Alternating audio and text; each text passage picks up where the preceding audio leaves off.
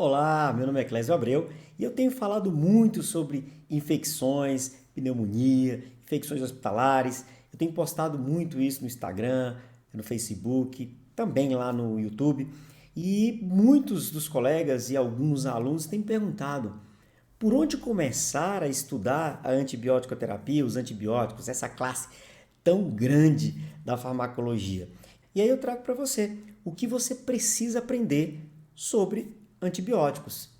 Mas eu vou te mostrar através de um caso clínico. Por que caso clínico é importante? Porque você consegue ver ali todo o contexto e tudo que acontece no caso, como se fosse na prática, dentro do hospital, para que você entenda o que você precisa aprender para estar naquela equipe multidisciplinar.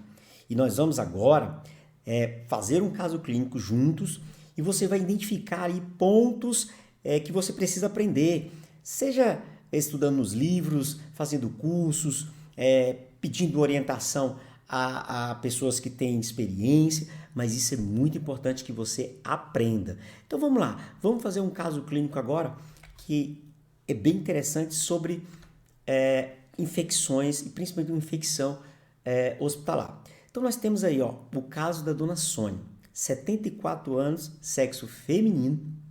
Ela deu entrada no hospital apresentando histórico de cardiopatia e relatava mal-estar generalizado ao dar entrada na UTI. E é uma UTI do SUS, é bem importante isso. Depois de poucas horas da entrada na UTI, houve evolução do quadro com parada cardiorrespiratória que a equipe médica conseguiu reverter. Que maravilha, então. Mas vamos lá, vamos acompanhar. A paciente sofreu transferência para a UTI de um outro hospital, de um outro município. Houve evolução do quadro com sintomas de sepse. Anota aí, sepse. O que você entende sobre sepsemia? Sepse urinária, com início de antibiótico terapia, mais um termo importante, de amplo espectro. Então aí a antibiótico terapia com medicamentos de amplo espectro, isso você precisa entender. Concomitante ao uso de ventilação mecânica para auxiliar no quadro respiratório. Coletaram 3 amostras para hemocultura. Olha aí, processo de coleta de amostra para se identificar o patógeno, antes do início do uso de antibióticos. Mas a paciente veio ao óbito. Infelizmente, a paciente veio ao óbito, mas continua-se os estudos para que você possa entender o que evoluiu nesse quadro e como os profissionais de saúde vão se comportar, principalmente a área da farmácia, entendendo aí o perfil desses patógenos. Você já viu aí que foi sepse, então é uma infecção aí generalizada que leva à morte, a depender da gravidade. Então a paciente já estava ali com uma síndrome de resistência muito importante e a gente vai ver isso em algum momento em outras aulas aí, mas é bem importante se fazer a anotação aí da sepse, que mesmo que entraram aí com uma antibiótico terapia de amplo espectro, isso foi muito importante. Então vamos lá. As hemoculturas foram realizadas em aparelho automatizado, Bactec, os aparelhos que a gente vai conhecer em algum momento.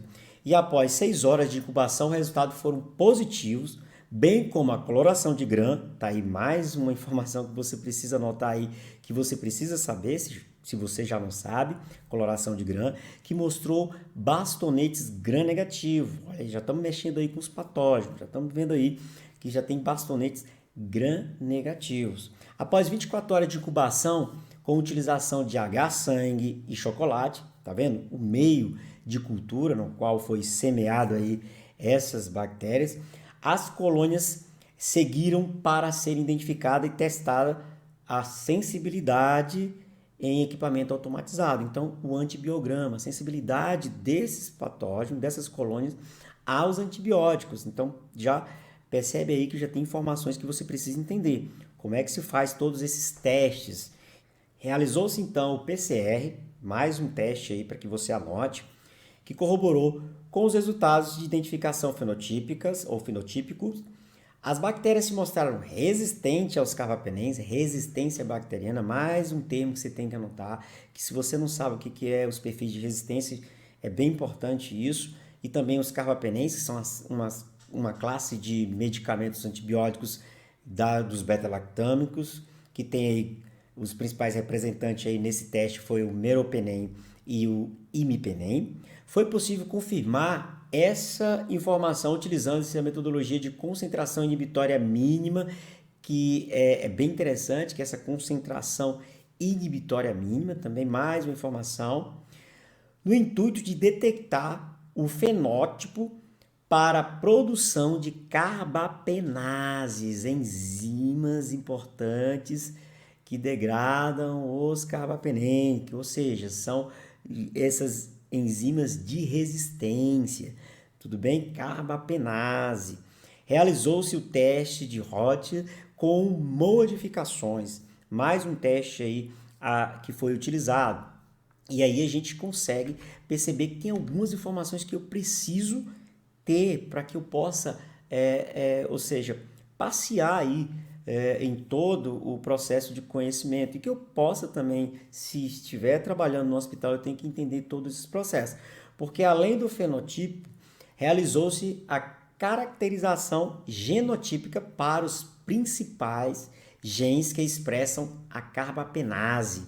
E aí tem alguns genes específicos, isso aí, claro que na literatura a gente vai estudando e vai aprendendo isso, mas o importante é que você entenda que esses genes é relacionado a KPC. Ó, mais uma informação, KPC. Então, além disso, foi avaliada a sensibilidade à tigecyclina, é um antibiótico bem importante, tigecyclina, que nós vamos falar muito desses antibióticos em algum momento. Eu também estou elaborando um curso de antibiótico terapia bem profundo, bem completo, e a gente vai falar desses antibióticos todos, além do que foi citado anteriormente, mas é bom você já vai anotando, para que você possa buscar também na literatura.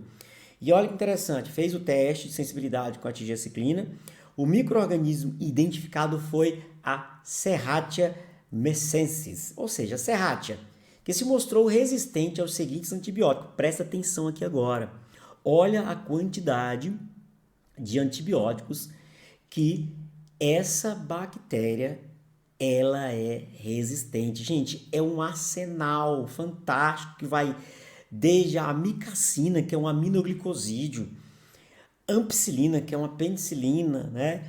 O tazobactam, que é um inibidor da beta-lactamase, astrionam, que é um monobactam, cefazolina, cefepima. Cefazolina é uma cefalosporina de primeira geração, cefepima é de quarta geração, cefotetan, ceftadizima, ceftriaxona de terceira geração, importantíssimo em tratamento para pneumonias, entre outras doenças, cefuroxima, ciprofloxacino, quinolonas, ertapenem, né, da classe dos carbapenêmicos, gentamicina, mais um aminoglicosídeo fantástico que cobre aí várias bactérias importantes como pseudomonas. Temos aí o imipenem, levofloxacino, meropenem, piperaciclina, mas tazobactam, que é o tazocin, um dos medicamentos de hospitais que tem amplo espectro, tobramicina, sulfametoxazol, mastrimeptoprim, que é o Bactrim mais conhecido. Então aí você consegue perceber o quanto que esse gene de resistência dessa carbapenase foi importante para que a paciente fosse a óbito. Então, como que se faz? Então é aí que a gente tem que aprender quais as opções terapêuticas. Então, o farmacêutico ele tem que estar ciente de que desses medicamentos que são resistentes, aí que essa bactéria é resistente, eu tenho que procurar outras opções. Isso vai ser levado até a farmácia para que você ajude nesse processo de identificação de um antibiótico que não seja, que essa carbapenase não seja resistente. Então, essa Serratia, ela agora tem um perfil de resistência bem importante que culminou aí com a morte da paciente. Então, só para que você dê uma olhada aí nessa quantidade de antibiótico. É um caso clínico que acontece isso muitas vezes. Então, por mais que fizesse a terapia empírica, aí tinha que ser um chute bem certeiro. Então, todas esses medicamentos são importantes ali para você cobrir ali. E depois, quando vier a hemocultura e a gente vê que é uma bactéria sensível, a gente retira todos, que nós chamamos de descalonamento, retira todos esses antibióticos de amplo espectro e aí utiliza, claro, aquele que é específico para aquela bactéria. Isso nós chamamos de descalonamento. Então aí você consegue perceber o quanto de medicamento é uma drogaria inteira, ou seja, uma farmácia hospitalar inteira aí em que essa Serratia. Lembrando, a sepse que a paciente tinha era uma sepse no trato urinário. Então, gente, é só para que você entenda que e eu postei recentemente aí no Instagram a questão da uma maneira de errar menos a escolha de antibiótico. Se você quiser errar mais, é só escolher, é só pensar na síndrome e no antibiótico e não pensar aí no patógeno. Você está vendo aí a serrátia? Então, infecção urinária que a gente pensa sempre que é por E. coli, aí nós temos a serrátia aí super resistente que tem um gene importante de resistência que é a KPC. Então, lembrando, gente, essa resistência de enterobactérias, no caso da serrátia, aos carbapenens, isso foi descrito já há muito tempo, pela primeira vez em 2000 nos Estados Unidos. É uma cepa de Klebsiella pneumoniae carreadora do gene, né, da KPC, daí o nome KPC, que é Klebsiella pneumoniae carbapenase, atribuída a qual, olha, presta atenção, é atribuído, esse termo KPC é atribuído a qualquer espécie de enterobactéria resistente a esse grupo de antibióticos. A resistência a carbapenens normalmente está relacionada com outros mecanismos de resistência. Então aqui você consegue perceber o quanto que você precisa aprofundar-se nos estudos para entender. Primeiro, você tem que entender aí esse perfil de resistência, fora os outros toques que eu dei para você nos slides anteriores, para que você fosse já ir anotando. Então aqui é um caso que acontece, um caso clínico, que às vezes a gente consegue reverter isso no hospital, mas nem sempre. Aí o paciente acaba chegando a óbito. Então, essa é a ideia. Quando o farmacêutico não pensa, o paciente padece. Então, fazendo aí um resumo de tudo que a gente trabalhou aqui, se a gente pensar, né, a gente viu a questão relacionada à sepsemia, que é muito importante. Então, é uma infecção generalizada que é bem complexa de se tratar. Nós vimos aí a questão dos meios de cultura, do tipo de identificação que a gente faz, se é gram positivo ou gram negativo, que é a questão do gram, né? Coloração de gram. É muito importante que você entenda isso.